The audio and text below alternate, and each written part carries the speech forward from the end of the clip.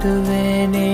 காற்றோடு தலை கோதி நதியோடு தவழ்ந்து உயிரோடு உயிராக உறவாடும் அழகே.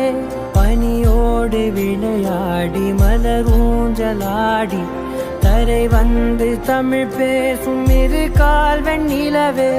சிறகாக உன்னை நான் ஏந்தி செல்வேன்.